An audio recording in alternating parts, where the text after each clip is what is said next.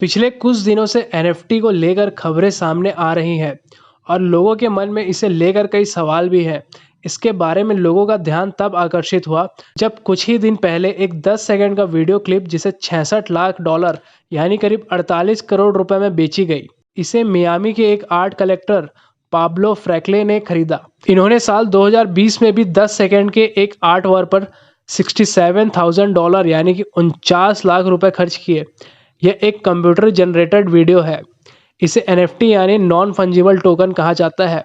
तो आइए जानते हैं कि एनएफटी क्या होता है, इसका इस्तेमाल कैसे किया जाता है और भारत में इसका क्या आउटलुक हो सकता है। सबसे पहले हम जानते हैं कि एनएफटी आखिर होता क्या है। दुनिया तेजी से डिजिटल की ओर बढ़ रही है।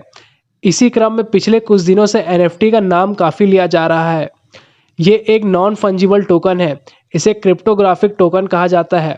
कोई ऐसी तकनीकी आर्ट जिसके बारे में अगर यह दावा किया जाता है कि वो यूनिक है, साथ ही यह प्रूव किया जाता है कि उसका मालिकाना हक किसी खास व्यक्ति के पास है, तो उसे एनएफटी कहा जाता है। मोनालिसा की पेंटिंग का नाम आप सबने काफ़ी बार सुना ही होगा।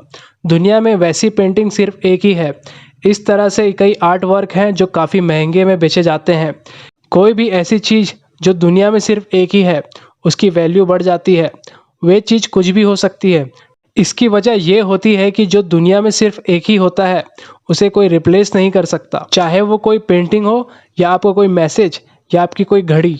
एनएफटी का मतलब नॉन फंजिबल टोकन है। यह एक क्रिप्टोग्राफिक टोकन है जो किसी यूनिक चीज़ को दर्शाता है। किसी व्यक्ति के पास एनएफटी का होना इसे दर्शाता है कि उसके पास कोई यूनिक या एंटिक डिजिटल आर्ट वर्क है जो दुनिया में किसी के पास भी नहीं है। एनएफटी यूनिक टोकन होते हैं, या यूँ कहा जाए कि ये डिजिटल एसेट्स हैं जो वैल्यू को जनरेट करते हैं। एग्जाम्पल के तौर पर अगर दो लोगों के पास बिटकॉइन है तो वो उसे एक्सचेंज कर सकते हैं। ये एक जैसे ही है, इसलिए इनकी कीमत एक जैसी होगी। हालांकि एनएफटी को एक्सचेंज नहीं किया जा सकता क्योंकि ये यूनिक आर्ट पीस होते हैं और इसका हर टोकन भी अपने आप में यूनिक होता है। बिटकॉइन एक डिजिटल एसेट है जबकि एनएफटी एक यूनिक डिजिटल एसेट है। इसके हर टोकन की वैल्यू भी यूनिक होती है।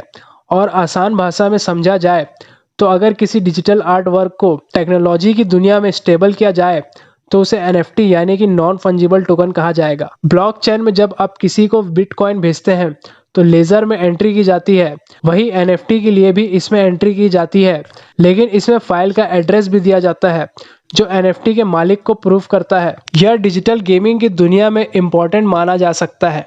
यहाँ कैरेक्टर्स या किसी और प्रॉपर्टी का इस्तेमाल उन लोगों द्वारा नहीं किया जा सकता जिन्होंने उसे नहीं खरीदा है। इससे लोग पैसा भी बना सकते हैं। एग्जाम्पल के तौर पे अगर आपने कोई वर्चुअल रेस ट्रैक खरीदा है तो दूसरे प्लेयर को उसे इस्तेमाल करने के लिए पैसे देने होंगे।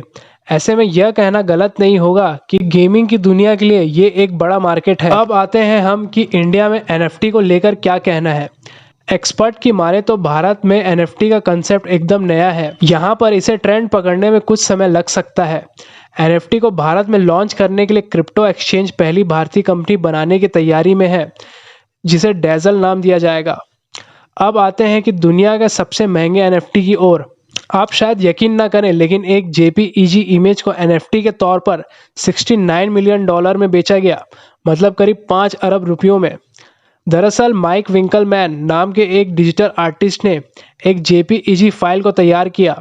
इसे ऑनलाइन ऑक्शन के लिए रखा गया और $69 मिलियन में बेच दिया गया एनएफटी मानकर। इस जेपीईजी फाइल में उन्होंने एक कोलाज बनाया। इस कोलाज में 2007 से लेकर आज तक जो तस्वीरें उन्होंने पोस्ट की थी उन सबको ऐड कर दिया। इन्होंने इसके लिए जस्टिन बीबर के साथ पार्टनरशिप भी की थी। अब हम जानते हैं कि एनएफटी आखिर काम कैसे करती है। एनएफटी दरअसल ब्लॉकचेन पर काम करता है और इससे जुड़े ट्रांजैक्शन भी क्रिप्टो करेंसी में किए जाते हैं। ब्लॉकचेन एक तरह का डिजिटल लेजर है, जैसे बैंकों में होता है, लेकिन यह बैंक से अलग है क्योंकि यह डिसेंट्रलाइज्ड है। यहाँ पूरे ट्रांजैक्शन का लेखा जोखा किसी एक एंटिटी के पास नहीं होता, बल्कि लाखों लोगों के पास होता है जो ब्लॉकचेन में शामिल रहते हैं। मोटे तौर पर एनएफटी एक ऐसा तरीका है जिसके जरिए वर्चुअल चीज़ों की डिजिटल खरीदारी की जाती है।